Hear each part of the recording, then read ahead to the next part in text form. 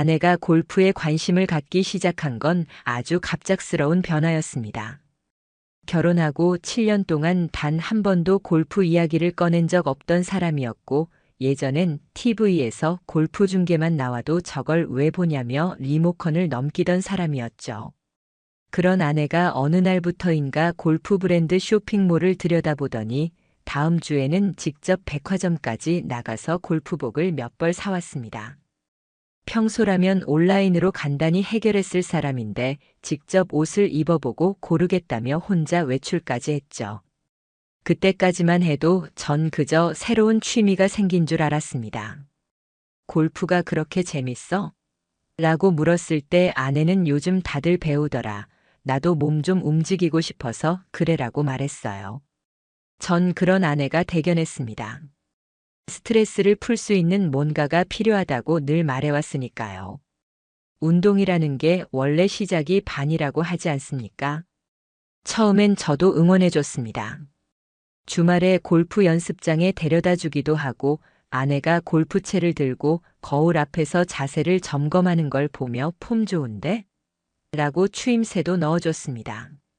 하지만 그 열정이 조금씩 도를 넘기 시작한 건 한 달쯤 지나서였습니다. 처음엔 연습장이었는데 이젠 필드까지 나가겠다고 하더라고요. 회사 동료들과 라운딩을 잡았다며 매주 주말마다 외출이 잦아졌습니다. 아침 6시에 나가 저녁 늦게 들어오고 가끔은 하루 종일 연락이 안 되는 날도 있었죠. 요즘 골프가 재밌나 봐? 하고 웃으며 물어보면 아내는 피곤하다는 듯 땡볕에서 하루 종일 돌고 오면 녹초가 돼. 쉬게 좀 놔더라고 퉁명스럽게 대꾸했습니다. 그러던 중 아내가 2박 3일 일정으로 숙박 골프를 간다고 했습니다. 회사 동료들과 팀 단위로 워크숍을 겸한 일정이라며 근처 리조트에서 묵으며 골프도 치고 회식도 한다고요. 처음엔 그럴 수도 있다고 생각했습니다. 요즘 회사들도 팀 빌딩 차원에서 이런 행사 자주 한다더라고요. 그래서 말없이 동의했고 아내가 공항버스를 타야 한다기에 제가 직접 데려다 주기까지 했습니다.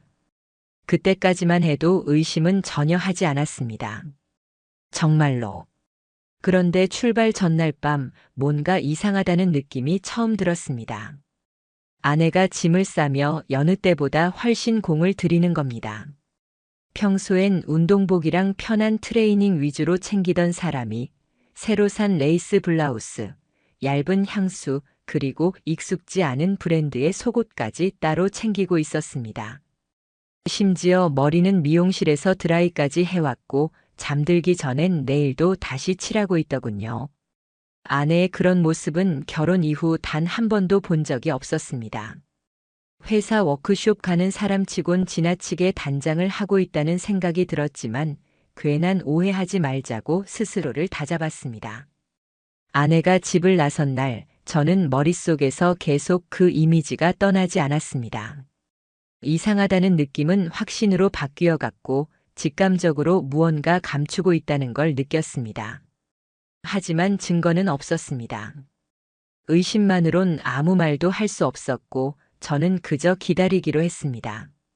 그날 저녁 아내에게 문자를 보냈습니다. 도착 잘했어? 날씨 괜찮아? 평소 같았으면 5분 안에 답이 왔겠지만 2시간이 지나도 아무런 답이 없었습니다. 전화를 걸었더니 지금 회식 중이라 나중에 전화할게라며 서둘러 끊는 아내의 목소리만 들렸습니다. 그때도 그냥 바쁘겠거니 했습니다. 진짜 회사 사람들이랑 함께 있는지도 모르니까요. 하지만 이상한 건 그 다음 날부터였습니다. 문자는 읽지도 않았고 통화도 아예 받지 않았습니다. 겨우 새벽 3시쯤 도착한 메시지는 단 한 줄뿐이었습니다. 피곤해서 일찍 자버렸어. 미안. 그 문장을 읽는 순간 가슴이 철렁 내려앉았습니다. 아내는 분명히 회식 중이라 했는데 피곤해서 일찍 잤다는 말이 어딘가 맞지 않았습니다. 그리고 그 문장에선 아무런 감정도 느껴지지 않았습니다. 형식적으로 던진 문장처럼 느껴졌고 저는 더욱 혼란스러워졌습니다. 혹시 내가 너무 예민한 걸까? 정말 회사 일정이 빡빡한 걸 수도 있잖아. 그렇게 스스로를 설득하려 애쓰면서도 의심은 점점 깊어졌습니다. 결국 저는 아내의 직장 동료 남편에게 조심스럽게 연락을 취했습니다. 평소 가족 모임에서 몇 번 마주친 적이 있었고 그리 어색하지는 않은 사이였습니다. 혹시 이번 골프 워크숍에 땡땡 씨도 같이 가셨나요? 그는 잠시 정적 끝에 이렇게 말했습니다. 회사 워크숍이요? 아내는 이번 주에 부모님 댁 내려갔는데요. 회사 안 갔어요. 그 말을 듣는 순간 등골이 오싹해졌습니다. 아내가 말한 회사 동료들과의 숙박 골프에 정작 친한 동료가 빠졌다는 건데, 그럼 아내는 대체 누구와 간 걸까? 머릿속이 하얘졌습니다. 그날 밤 저는 아내가 보낸 사진들을 다시 꺼내봤습니다. 골프장과 리조트 사진 몇 장이 있었지만 어딘가 이상했습니다. 단체 사진처럼 보였지만 누구의 얼굴도 뚜렷하게 나온 게 없었고 리조트에서 찍은 사진은 전부 풍경뿐이었습니다. 예전엔 꼭 친구들과 찍은 사진을 보내주며 오늘 너무 재밌었어 하던 사람이었는데 이번엔 유독 누구와 함께였는지에 대한 흔적이 전혀 없었습니다. 그제야 저는 결심했습니다. 직접 확인해야겠다고. 이렇게 모호한 상태로는 아무것도 할 수 없었고 그냥 의심만으로 끝내기엔 너무 많은 게 이상했습니다. 저는 아내가 보낸 사진 속 리조트를 찾아봤습니다. 사진 한 장에 리조트 간판이 작게 찍혀 있었고 검색해보니 위치는 차로 3시간 정도 거리였습니다. 예약 내역은 볼 수 없었지만 목적지는 확실했습니다. 그리고 그날 밤 저는 짐을 챙기기 시작했습니다. 아내가 어떤 사람과 어떤 거짓말을 꾸미고 있는지 그 현장을 직접 확인하러 가야겠다고 생각했습니다. 이건 단순한 의심이 아니라 진실을 밝히기 위한 제 싸움의 시작이었습니다. 아내가 떠난 다음 날 새벽 저는 혼자 거실 소파에 앉아 있었습니다. TV는 켜져 있었지만 무슨 프로그램이 나오고 있었는지 전혀 기억이 나지 않았습니다. 손엔 아내가 마지막으로 보낸 메시지가 떠 있는 핸드폰이 들려 있었죠. 피곤해서 일찍 자버렸어. 미안. 그 한 줄이 너무 이상했습니다. 예전 같았으면 오늘 일정 끝났어. 맛있는 거 먹었어 같은 말들이 이어졌을 텐데 단 한 줄, 그것도 새벽 3시에. 게다가 전화를 받지도 않았고 답장도 몇 시간씩 늦었죠. 저는 그냥 그 말 한마디에 밤을 꼬박 새우게 됐습니다. 그날 아침 저는 더 이상 참을 수 없었습니다. 불안한 마음을 억누르며 하루를 보내는 건 이제 한계였죠. 회사에 급한 가족 일이 생겼다며 조퇴를 요청했고 핑계를 댈 필요도 없이 상사는 고개를 끄덕였습니다. 출근할 때부터 눈빛이 평소와 다르다며 먼저 걱정하는 눈치였으니까요. 집으로 돌아오자마자 아내가 보낸 사진들을 다시 열어봤습니다. 골프장 풍경, 리조트 로비, 리조트 룸 내부 사진들까지. 그중 하나에 간판이 작게 찍혀 있었고 저는 그 이름으로 바로 검색을 시작했습니다. 리조트는 도심에서 3시간 거리의 외곽에 있었고 차량 이동 외에는 뚜렷한 교통수단도 없었습니다. 솔직히 마음 한편에선 혹시 내가 착각하는 건 아닐까 하는 생각도 들었습니다. 괜히 의심해서 헛다리 짚는 건 아닐까 싶기도 했고요.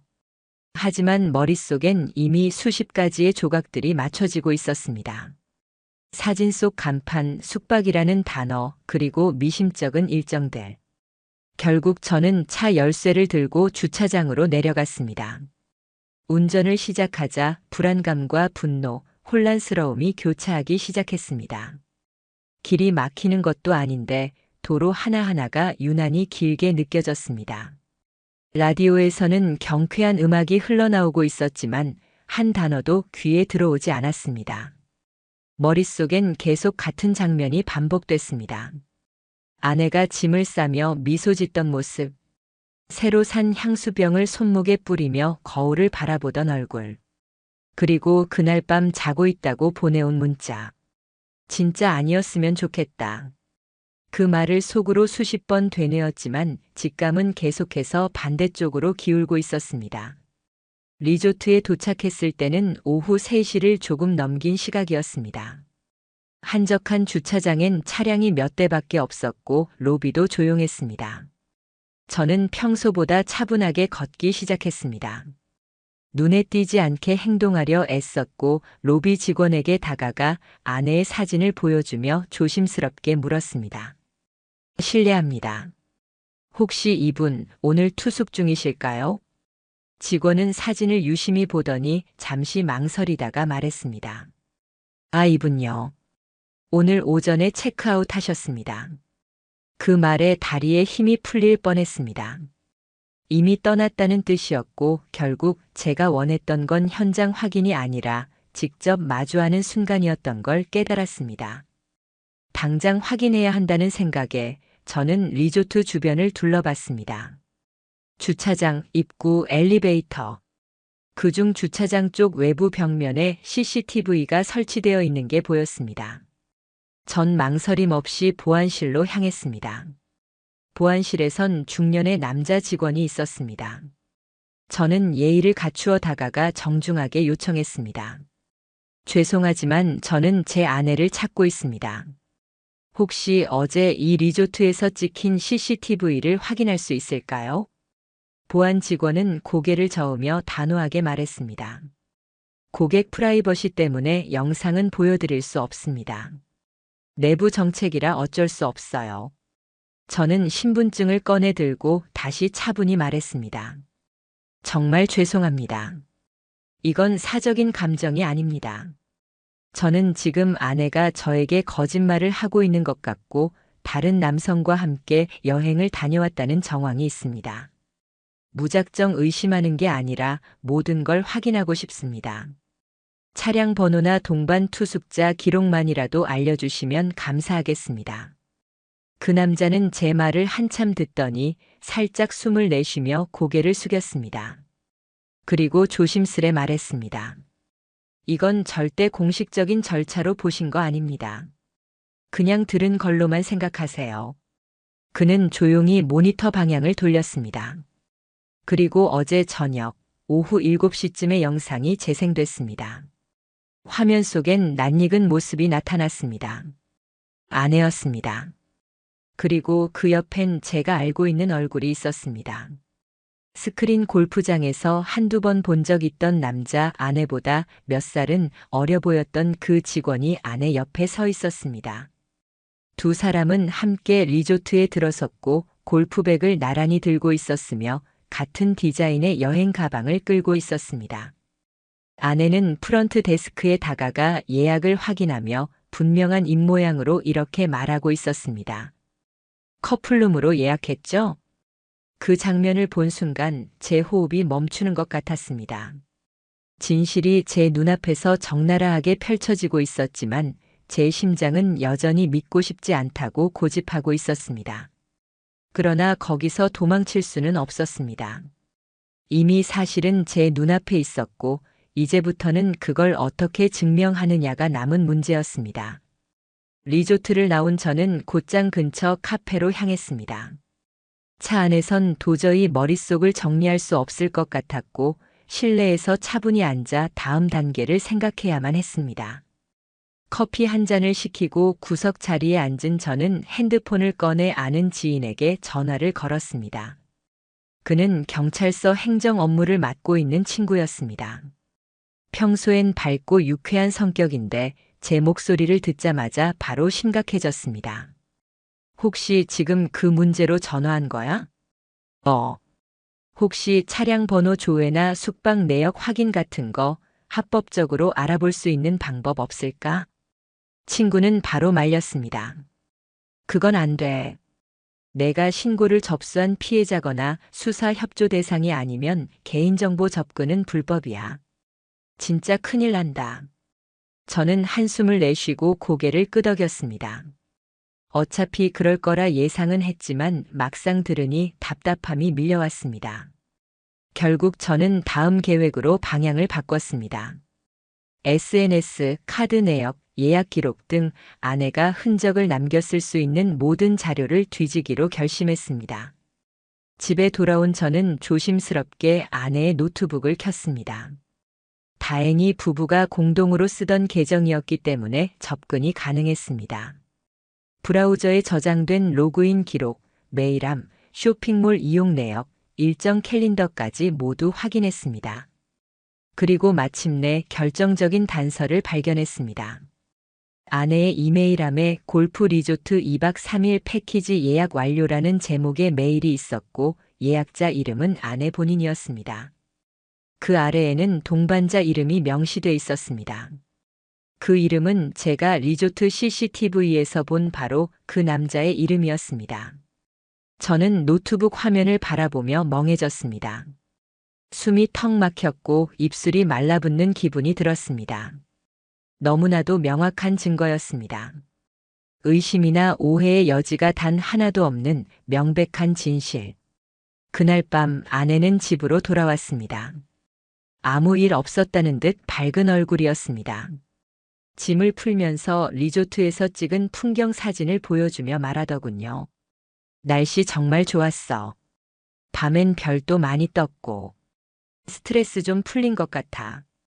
저는 아무 말도 하지 않았습니다. 숨 쉬는 것조차 힘들었습니다. 그 웃음, 그 표정이 너무 역겹게 느껴졌습니다. 하지만 그 순간 저는 결심했습니다.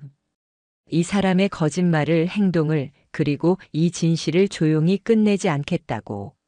모든 것을 증명할 증거는 이미 확보했고 이제부터는 제 몫이었습니다. 이 싸움은 이제 시작이었습니다. 그리고 더는 물러서지 않기로 했습니다. 그날 밤 저는 무너졌습니다. 누군가 나를 지우는 듯한 감정이었고 제 존재 자체가 부정당하는 느낌이었습니다. 아내는 분명히 잘못을 했고 저는 그걸 확인까지 했는데 그 앞에서 제가 들은 말은 단 한마디였습니다. 당신 지금 뭐 하는 거야? 스토커야? 순간 머릿속이 하얘졌습니다. 그건 말 그대로 제 삶을 뒤엎는 말이었습니다. 저는 며칠 동안 수많은 증거를 쌓아왔습니다. 리조트 CCTV 영상에서 확인한 두 사람의 모습, 아내가 예약한 숙박 메일 내역 같이 들고 들어간 커플용 골프백 그리고 아내가 직접 말했던 거짓 일정까지. 그런데 그 모든 걸 들이밀자 아내는 당황하거나 사과하기는커녕 제게 스토킹이라는 단어를 꺼냈습니다. 저는 그 자리에 얼어붙은 채 서 있었습니다. 목소리가 나오지 않았습니다. 뭔가 말하려고 입을 열었지만 입안에서 단어가 형성되지 않았고 심장은 터질 듯이 뛰고 있었습니다. 아내는 그런 제 표정을 보고도 당당했습니다. 아니, 오히려 한 발 더 나아가서 저를 밀어붙였습니다. 당신이 이렇게 집착할 줄 몰랐어. 나 요즘 무서워. 내가 뭘 했다고. 그 순간 깨달았습니다. 아내는 잘못을 인정하지 않을 사람이라는 걸. 그저 숨기고 조작하고 도망치려는 사람이라는 걸. 오히려 내가 가해자가 되는 상황이 되어버렸고 그걸 아내는 너무도 자연스럽게 연출하고 있었습니다. 그날 이후 집 안 분위기는 완전히 달라졌습니다. 저는 말을 아꼈고 아내는 침묵으로 대응했습니다. 아침에 눈이 마주쳐도 인사는커녕 시선조차 피했고 식탁에 앉으면 밥을 먹지 않았습니다. 제가 무슨 말을 꺼내려고 하면 말을 끊고 방 안으로 들어가 문을 잠갔습니다. 대화는 사라졌고 대신 벽이 생겼습니다. 그 벽은 점점 두꺼워졌고 결국엔 완전히 분리된 공간 속에서 서로를 피하며 살게 됐습니다. 그러던 어느 날 결정적인 사건이 또 한 번 발생했습니다.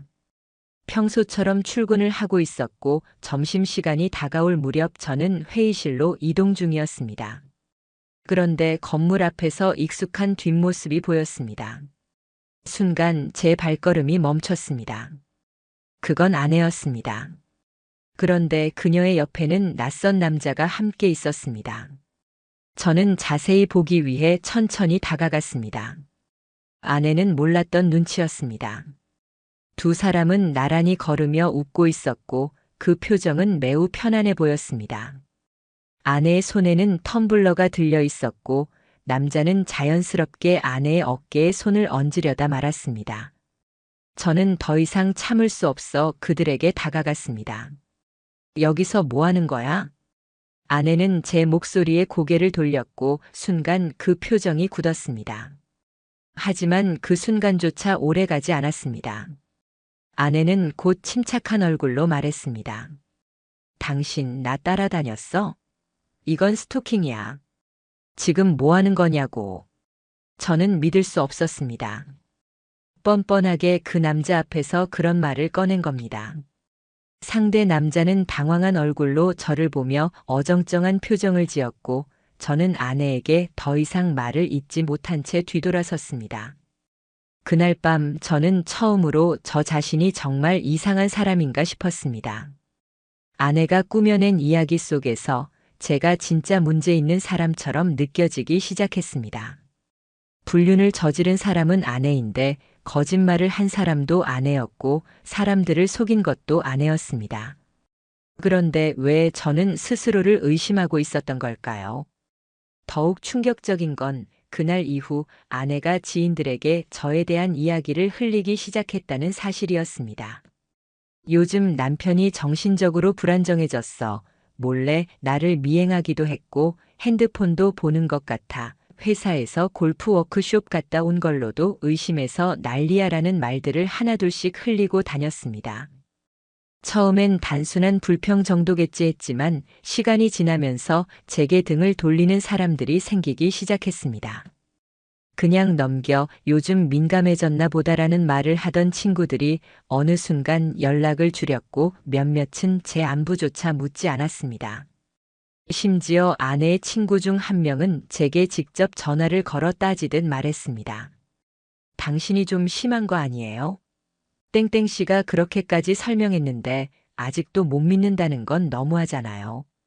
그 말을 듣는 순간 참았던 분노가 치밀어 올랐습니다. 하지만 소리칠 수 없었습니다. 변명도 못했습니다. 왜냐하면 제 말은 그 어떤 감정보다 무거운 증거로만 말해야 한다고 믿고 있었으니까요. 감정적으로 대응하면 오히려 아내가 짜놓은 프레임에 갇히게 될 테니까요. 저는 다시 움직이기로 했습니다. 아내가 자주 다니는 골프 모임에 대해 알아보기 시작했고 아내의 SNS에서 자주 태그되는 이름 하나를 발견했습니다. 정모 씨. 아내와 함께 사진에 자주 등장했고 댓글에서도 늘 가까운 사이처럼 보였습니다. 저는 어렵게 그 사람의 연락처를 확보해 조심스럽게 연락을 시도했습니다. 실례지만 땡땡 씨랑 골프 자주 다니시죠? 라고 묻자 상대는 처음엔 경계하더군요. 하지만 제가 제 상황을 이야기하자 그녀는 갑자기 한숨을 내쉬며 조용히 말했습니다. 그 사람 또 그래요? 그 한마디에 저는 숨이 멎는 줄 알았습니다. 정모 씨는 조심스럽게 말문을 열었습니다. 예전에 사귀던 남자랑도 비슷한 일이 있었어요. 처음엔 본인이 피해자인 척했는데 나중에 알고 보니까 거짓말로 상대를 몰아가고 있었더라고요. 문제는 그걸 주변 사람들이 잘 못 알아챈다는 거예요. 외유내강인 척하는데 진짜 능숙하거든요. 그 말은 제게 큰 충격이었습니다. 아내는 한 번도 그렇게 보인 적 없었습니다. 평소에는 조용하고 단정하고 항상 자기 관리가 철저한 사람이었습니다. 그런데 그 모습이 가면이었다는 이야기를 듣는 순간 제가 겪은 수많은 일들이 하나씩 떠오르며 납득되기 시작했습니다. 정모 씨의 이야기는 거기서 끝이 아니었습니다. 요즘 골프 모임에서도 그 사람 말 많아요. 사실 그 남자만 있는 게 아니라 두세 명 더 있다는 얘기도 있어요. 명확히 들은 건 없지만 분위기가 그래요. 저는 말문이 막혔습니다. 지금까지 제가 알고 있었던 한 명도 감당하기 어려운 상황인데 그 이상이라는 말은 충격 그 자체였습니다. 그런데 더 이상 놀랄 틈도 없었습니다. 정모 씨는 마지막으로 이렇게 말했습니다. 혹시 땡땡 씨가 본인을 경찰에 신고하겠다는 말 안 했어요? 그 말을 듣고 저는 등골이 서늘해졌습니다. 그런데 그건 현실이 됐습니다. 며칠 후 경찰서에서 연락이 왔습니다. 스토킹 혐의 관련해서 땡땡씨 명의로 민원이 접수됐습니다. 간단한 사실 확인이 필요합니다. 그 통화를 마친 뒤 저는 주저앉을 뻔했습니다. 불륜의 피해자가 바로 접니다. 거짓말에 속은 것도 접니다. 그런데 가해자가 되어 경찰 조사를 받게 된 상황이었습니다. 이건 단순히 부부 사이의 갈등이 아니었습니다. 이제는 법적인 싸움으로까지 번지게 된 겁니다. 그날 밤 저는 변호사 사무실을 찾았습니다. 제 상황을 처음부터 끝까지 설명했고 확보한 자료들을 정리해 제출했습니다.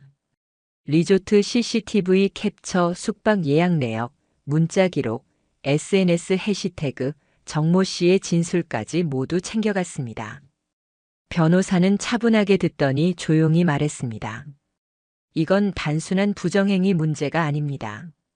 상대방이 허위 신고를 한 정황도 뚜렷하고 명예훼손, 무고, 심지어 형사처벌까지도 충분히 검토할 수 있습니다.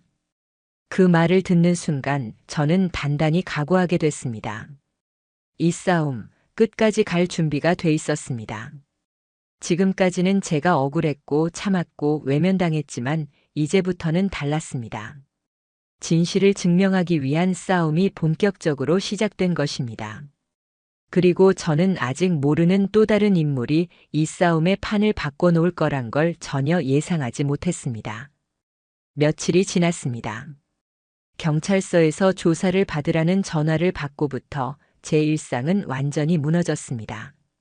출근을 해도 일이 손에 잡히지 않았고 식사를 해도 맛이 느껴지지 않았습니다. 누가 봐도 불륜의 피해자는 저였습니다. 그런데 제게 주어진 건 스토킹 피의자라는 낙인이었습니다. 그 현실을 받아들이기까지 너무 많은 시간이 필요했지만 저는 현실에서 도망치지 않기로 했습니다. 이제부터는 도망가는 사람이 아니라 바로잡는 사람이 되기로 했습니다. 그날 저녁 생각지도 못한 사람이 저에게 연락을 해왔습니다. 낯선 번호였고 전화를 받자마자 들려온 목소리는 낮고 조심스러웠습니다. 혹시 땡땡씨 남편분 맞으시죠? 처음엔 긴장했습니다. 또 아내 쪽에서 보낸 사람일 수도 있다는 생각이 들었고 순간적으로 말문이 막혔습니다. 하지만 그 사람이 곧 덧붙인 말이 저를 멈춰 세웠습니다. 직장에서 같이 일하는 상사입니다. 최근에 땡땡씨 관련해서 좀 이상한 부분들이 있어서 드릴 말씀이 있습니다. 그 말에 저는 잠시 머뭇거리다가 대답했습니다. 그 사람은 전화를 걸기까지도 많이 고민한 듯 했습니다. 그리고 천천히 이야기를 시작했습니다. 사실 말이죠. 땡땡씨가 얼마 전부터 회사에서 자신이 남편에게 감시당하고 있다고 말하고 다녔습니다. 처음엔 다들 걱정했어요. 혹시 감정적 억압이나 그런 게 있는 건 아닌가 하고요. 그런데 이상한 건 그 이후부터 벌어진 행동들이었습니다. 그는 구체적인 사례를 들었습니다. 회식 자리에 외부인을 데려왔다는 이야기. 문제는 그 외부인이 바로 그 스크린 골프장 직원이었다는 점이었습니다. 회사 행사라고 말하며 정식으로 부른 것도 아니었고 동료들 사이에서도 불편하다는 말이 돌기 시작했답니다. 그 친구가 땡땡씨를 애인처럼 대하더군요. 손을 잡는다든지 둘만 따로 대화하는 모습도 자주 목격됐고요. 직원들 몇 명은 그날 이후 회식 참석을 거절하기 시작했습니다. 저는 입을 다물지 못했습니다. 상사라는 사람은 잠시 말을 멈추더니 목소리를 낮췄습니다. 사실 저희도 알게 된 게 얼마 안 됐습니다. 땡땡씨가 전 직장에서도 비슷한 이유로 조용히 퇴사했던 걸 알게 됐거든요. 공식적인 사유는 건강상의 이유였지만 내막은 복잡했답니다.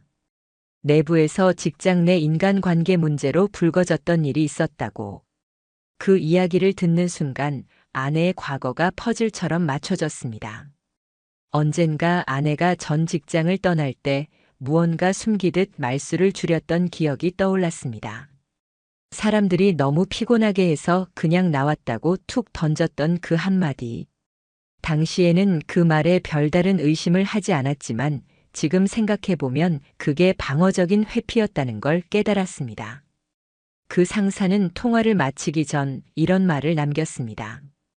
혹시 다른 분들과도 이야기해 보셨다면 아시겠지만 땡땡 씨는 자기 말을 진짜처럼 보이게 하는데 굉장히 능한 사람입니다.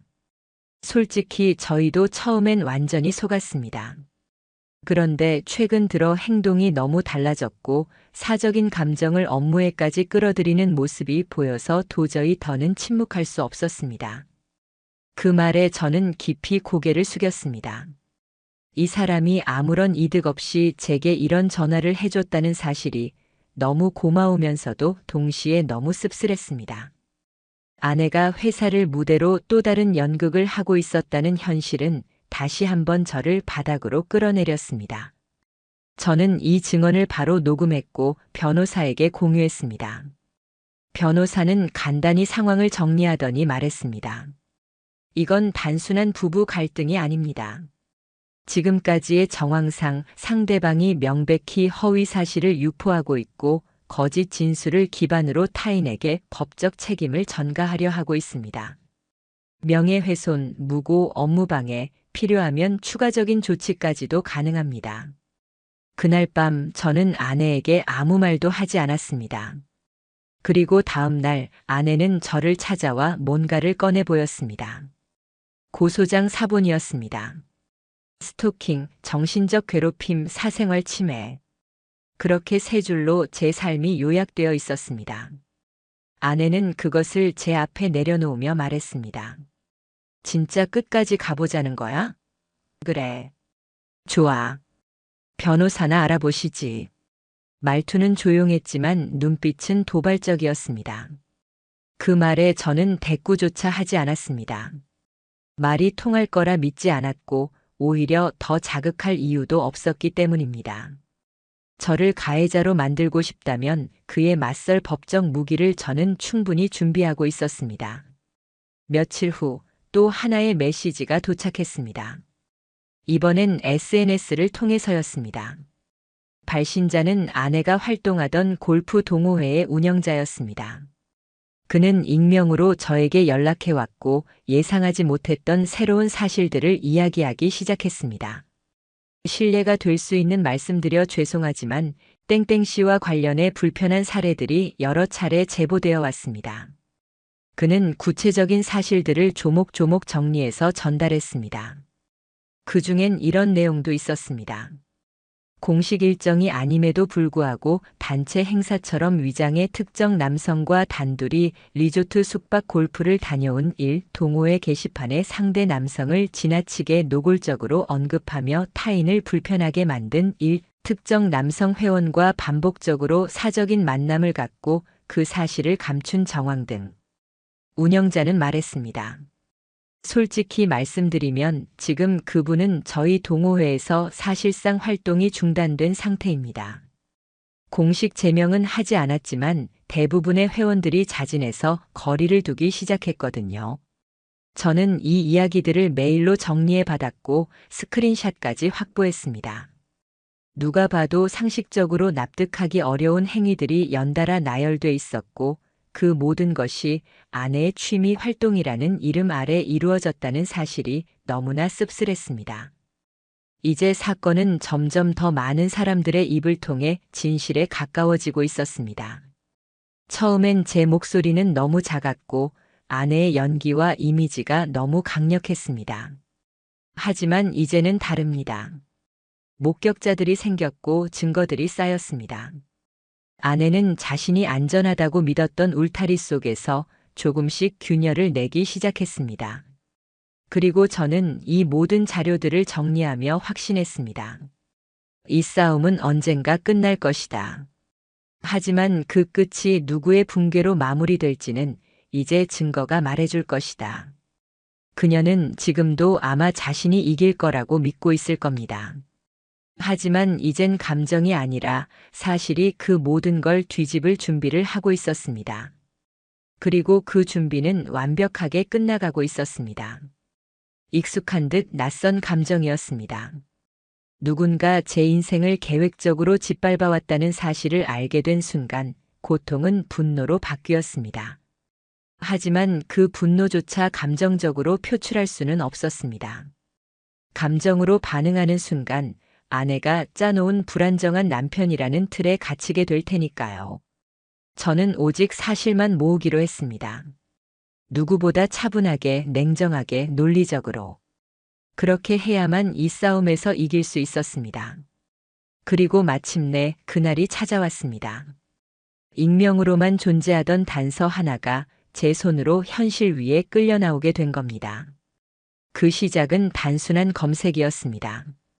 아내가 사용하는 이메일 주소로 구글 계정이 연결돼 있다는 것을 알고 있었고 그 계정으로 가입된 사이트들을 조회하던 중 익명 블로그라는 항목이 하나 눈에 띄었습니다.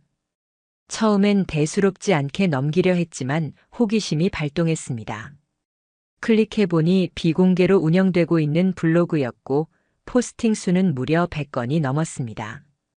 블로그는 일기 형식으로 운영되고 있었고 각 게시물의 제목은 모두 날짜와 짧은 감상으로 구성돼 있었습니다. 4월 8일 다시 그 사람을 만났다. 6월 12일 긴장과 설렘 사이. 7월 2일 남편은 아무것도 모른다. 그걸 읽기 시작하자 손끝이 떨렸습니다. 한 글자씩 눈으로 따라가며 이게 현실인지 아니면 누군가의 창작물인지 혼란스러워졌습니다. 그런데 문장 속에 등장하는 인물, 상황, 위치, 표현들까지 모든 게 너무나도 현실적이었습니다. 그리고 그 현실은 제 삶과 정확히 겹쳐졌습니다. 남편은 아침에 늘 바쁘다. 그 시간에 맞춰 조용히 나가면 아무도 모른다. 오늘도 새벽 5시에 문을 열었다. 날씨가 좋아서 기분이 들떴다. 그날 분명히 기억합니다. 제가 반쯤 잠든 상태에서 문 여는 소리에 눈을 떴던 그날 아침. 아내가 골프장 새벽 타임 예약했다며 일찍 나간다고 말했던 날. 그게 단순한 운동이 아니라 누군가와 함께 도망치는 시간이었다는 걸 그제야 알게 됐습니다. 포스팅은 더욱 구체적이었습니다. 단순한 감정이 아니라 사건이었습니다. 리조트 방에서 커튼 사이로 아침 햇살이 비쳤다.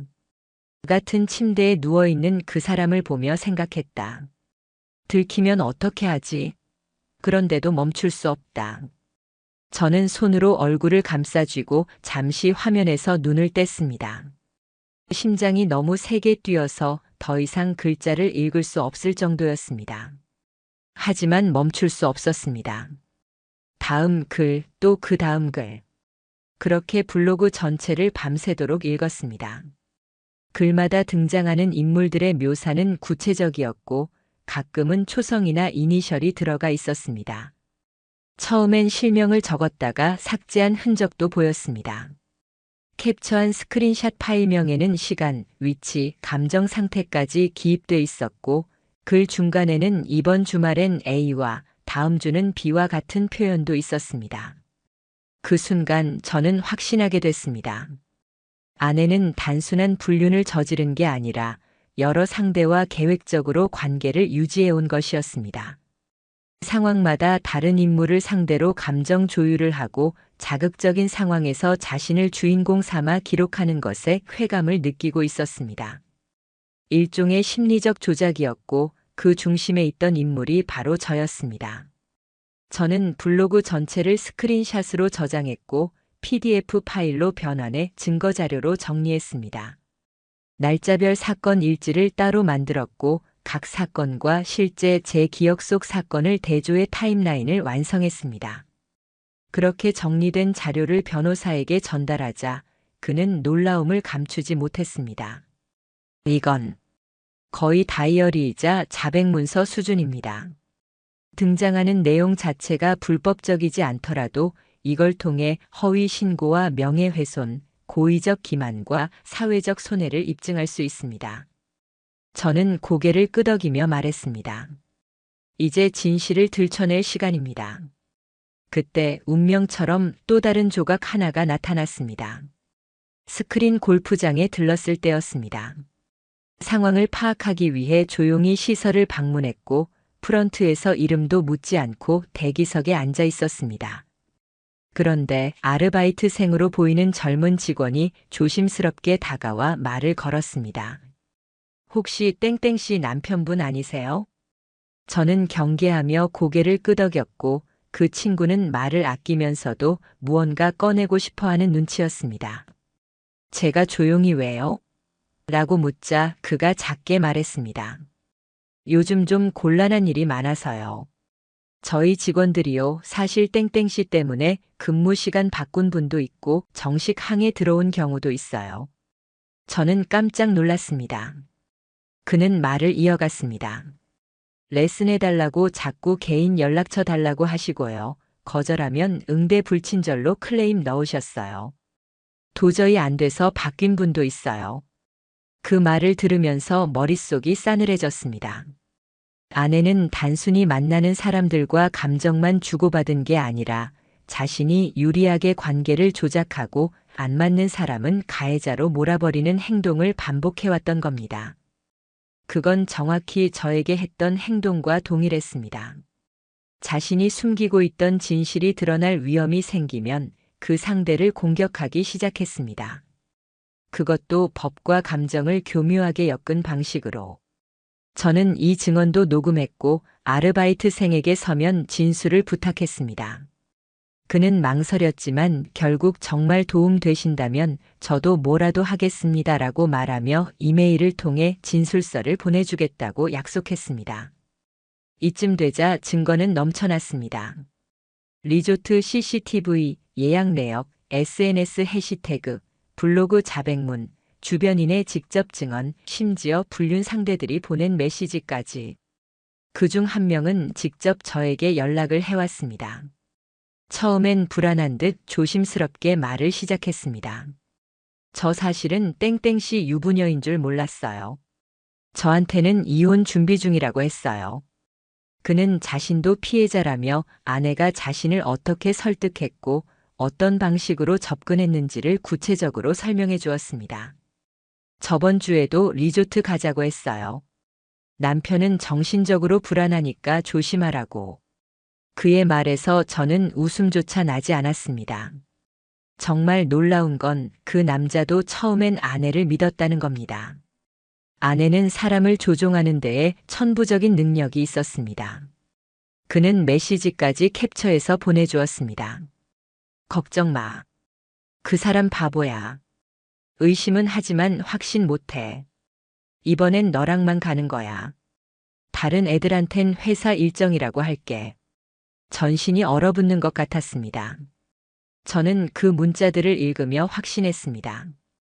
이건 단순한 외도나 실수가 아니라 명백한 의도된 파괴라는 걸요. 그제야 감정이 들었습니다. 여전히 화가 났지만 이제는 흔들리지 않았습니다. 분노는 중심을 잡기 위한 동력이 되었고 피해자로서가 아니라 싸워야 할 사람으로 제 자신을 세우는 계기가 됐습니다. 마침내 경찰 조사 당일이 다가왔습니다. 담당 형사를 만나 차분하게 모든 자료를 제출했고 허위 신고임을 입증할 수 있는 근거들을 하나하나 설명했습니다. 형사는 초반엔 의심을 품은 눈빛이었지만 제가 말하는 시간 동안 점차 자세를 고쳐 앉았고 결국 고개를 끄덕였습니다. 접수 내용과는 많이 다르네요. 다시 조사를 진행해야겠어요. 그날 집에 돌아온 저는 처음으로 마음속 깊이 느꼈습니다. 이제 진실은 거짓을 뒤엎을 준비가 끝났다는 걸. 그리고 저는 더 이상 가만히 당하고 있지 않겠다는 걸요. 경찰 조사 이후 상황은 조용해지는 듯 했습니다. 겉으로 보기엔 아무 일도 일어나지 않은 것처럼 보였고 아내 역시 이전보다 차분해진 태도를 유지하려 애쓰는 듯 했습니다. 하지만 그건 일시적인 평온일 뿐이었습니다. 저는 알고 있었습니다. 아내는 지금 다음 수를 준비하고 있다는 걸요. 전에도 그랬습니다. 들켰을 때는 조용히 눈치를 보다가 자신에게 불리한 정황이 사라질 즈음엔 다시 공격적으로 나왔습니다. 그래서 저는 마음을 놓지 않았습니다. 상대의 움직임보다 더 먼저, 더 깊게 파고들어야 했습니다. 그리고 그 예상은 오래 지나지 않아 현실이 됐습니다. 아내는 제게 아무 말도 없이 제 부모님을 찾아갔습니다. 따로 연락도 없이 불쑥 찾아가 문을 두드렸고 눈물까지 흘리며 이렇게 말했다고 했습니다. 제가 정신적으로 너무 힘든 상태였어요. 요즘 남편이 점점 더 예민해져서 말도 제대로 못 꺼내겠더라고요. 제가 잠깐 실수했어요. 하지만 지금은 진심으로 반성하고 있어요. 그 말을 듣고 어머니는 흔들렸습니다. 한때 며느리를 믿고 좋아했던 그 감정이 다시 올라왔던 겁니다. 특히 눈물을 흘렸다는 부분에선 마음이 약해지지 않을 수 없었다고 하셨습니다. 하지만 저는 단호했습니다. 조용히 노트북을 열고 지금까지 정리한 자료를 아버지와 어머니 앞에 꺼냈습니다. 리조트 체크인 CCTV, 아내 명의의 예약 메일, 블로그 포스팅, 거짓말로 꾸며낸 메시지, 심지어 여러 명의 불륜 상대와 나눈 대화 기록까지. 아버지는 그걸 조용히 보시더니 입술을 꾹 다무셨고 한참 후 이렇게 말하셨습니다. 이건 사람이 할 짓이 아니다. 믿음은 깨질 수 있지만 이건 아예 부숴놓은 거다. 그 말을 들은 어머니는 끝내 눈물을 흘렸습니다. 단지 아들의 고통 때문만은 아니었습니다. 며느리라고 믿었던 사람의 이면이 너무 낯설고 무서웠기 때문이었습니다. 그날 이후 부모님은 완전히 제 편에 섰고 저는 더 이상 가족 앞에서도 외롭지 않았습니다. 그렇게 지지 기반을 하나 더 확보한 저는 더 단단하게 버틸 수 있었습니다. 그리고 얼마 지나지 않아 또 하나의 메시지가 도착했습니다. 예상치 못한 곳에서였습니다. 아내의 불륜 상대 중 하나였던 남자. 지방에서 올라온 골프 초보자라는 블로그 포스팅 속 묘사와 일치했던 사람이었습니다. 그는 처음부터 끝까지 조심스러웠습니다. 긴 메시지 속에는 사과와 당혹감, 그리고 스스로도 피해자라고 느끼는 혼란이 뒤섞여 있었습니다. 저는 정말 몰랐습니다. 유부녀라는 사실도 이렇게까지 일이 커질 거라는 것도요. 땡땡 씨는 남편과 이미 별거 중이라고 했고 법적 이혼도 조만간 마무리될 거라고 말했습니다. 그는 그 말 하나만 믿고 마음을 줬다고 했습니다. 하지만 점점 이상하다는 느낌을 받기 시작한 건 아내가 다른 남자들과도 연락을 유지하고 있다는 사실을 알아챘을 때부터였다고 했습니다. 최근에도 리조트 같이 가자고 했는데 이번엔 다른 일정을 핑계로 제가 거절했어요. 그러자 표정이 바뀌더라고요. 마치 제가 뭔가 망친 사람처럼요. 그는 자신의 메시지 내역, 통화 기록, 아내가 보낸 사진까지 정리해서 보내주었습니다. 거기에는 아내가 남편에 대해 얼마나 왜곡된 이야기를 해왔는지 생생하게 담겨 있었습니다. 그 사람 아무것도 몰라. 난 아직도 침대에서 같이 자기는 하지만 마음은 없다고. 그냥 서류 정리만 기다리고 있어. 그 말에 저는 참을 수 없는 분노를 느꼈습니다. 같이 자고 있다는 말조차 스스럼 없이 타인에게 말할 수 있는 사람이란 사실에 소름이 돋았습니다. 저는 그런 말을 듣기 전까지 아직 어느 정도 인간적인 죄책감은 있겠거니 싶었습니다. 하지만 그건 착각이었습니다. 이 사람은 죄책감 없이 타인을 조종하고 감정을 이용하며 상황을 통제하는 데만 집중하는 사람이었습니다. 남자는 끝에 이렇게 말했습니다. 저 같은 사람이 또 있을 수도 있어요. 하지만 지금이라도 진실을 밝히고 싶습니다.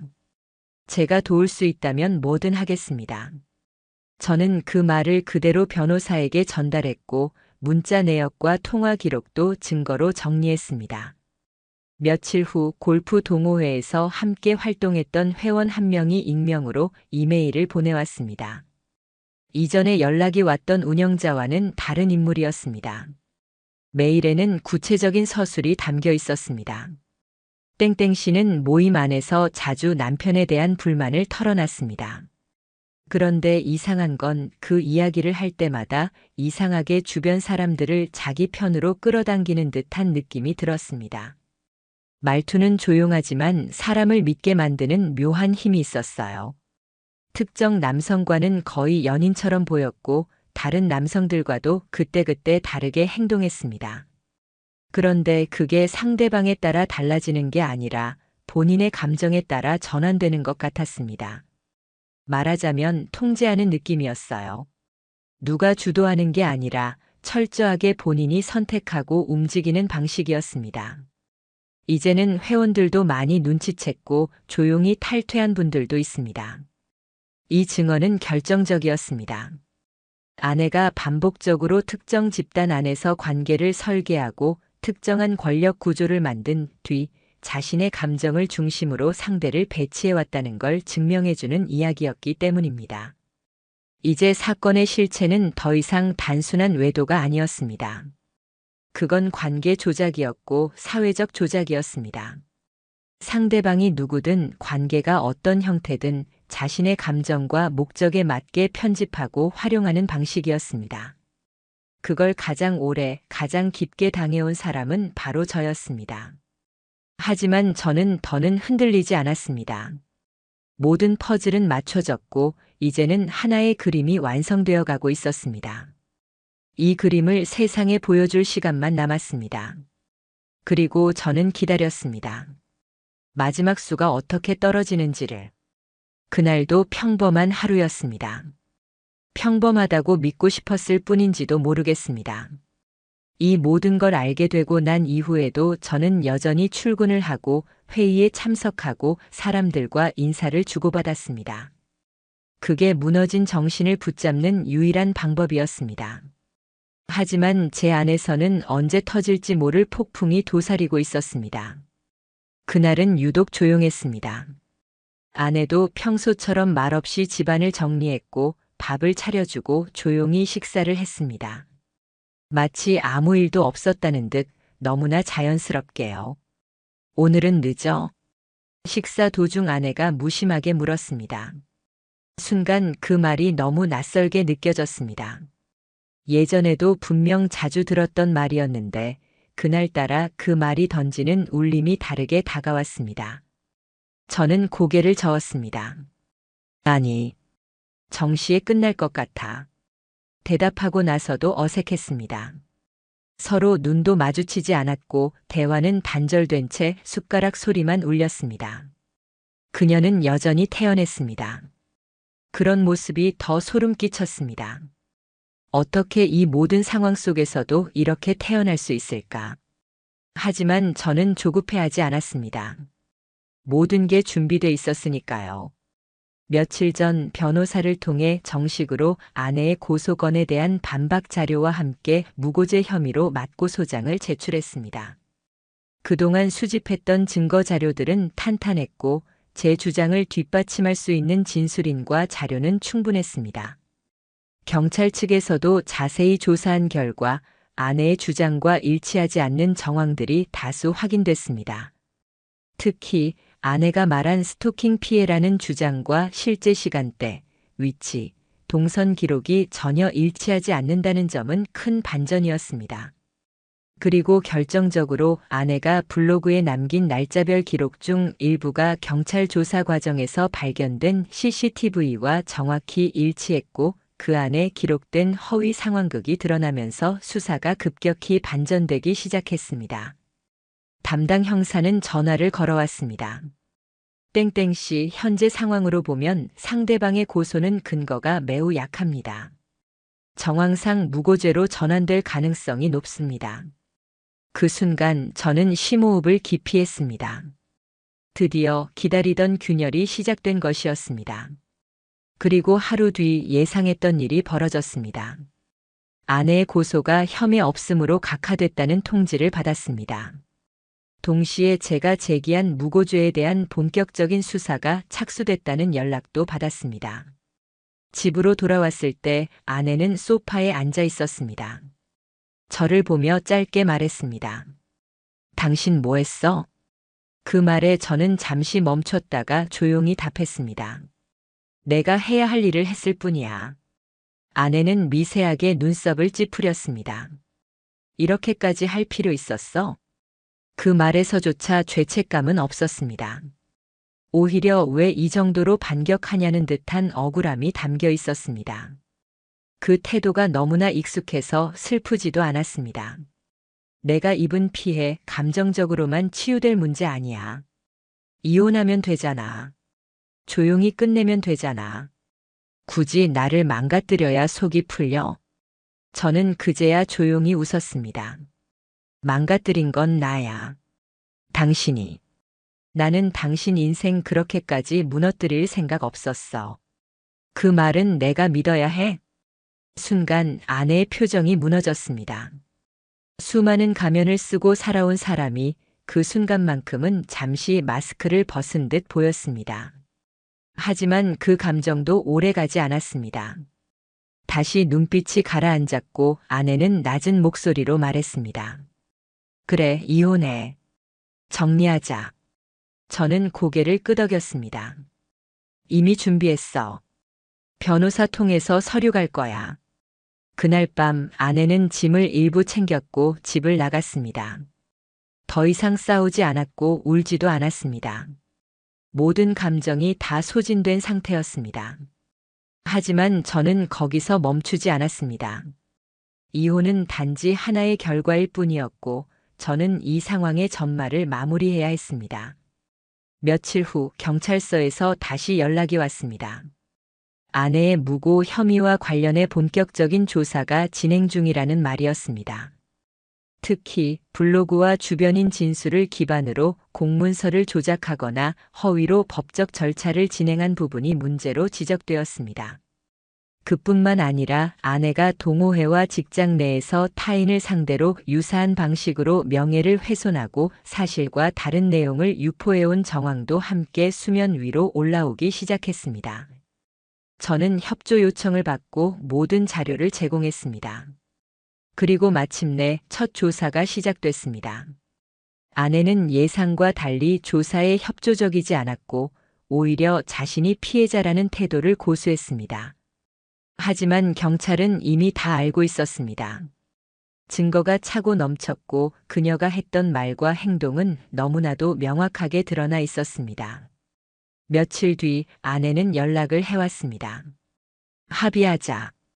벌금형으로 끝내게 해줘. 나 직장도 잃고 싶지 않아. 그 목소리는 처음으로 간절했습니다. 그제야 깨달았습니다. 그녀에게 가장 무서운 건 죄를 짓는 것이 아니라 그 죄가 사회적으로 드러나는 것이란 걸요. 하지만 저는 냉정했습니다. 합의는 없어. 이제 당신이 만든 이야기 속에서 살아봐. 그 말을 끝으로 통화는 끊겼습니다. 몇 주 뒤 저는 정식으로 이혼이 성립되었고 동시에 아내에 대한 무고죄 고소건은 검찰로 송치됐습니다. 모든 것이 끝나고 나서야 저는 비로소 숨을 쉴 수 있었습니다. 긴 어둠 속에서 저는 내 감정을, 삶을, 존엄을 스스로 지켜냈습니다. 그리고 깨달았습니다. 진실은 반드시 드러나게 돼 있고 거짓은 언젠가 스스로를 무너뜨린다는 것을요. 이제 저는 다시 시작합니다. 상처 입었지만 무너지지 않은 채로.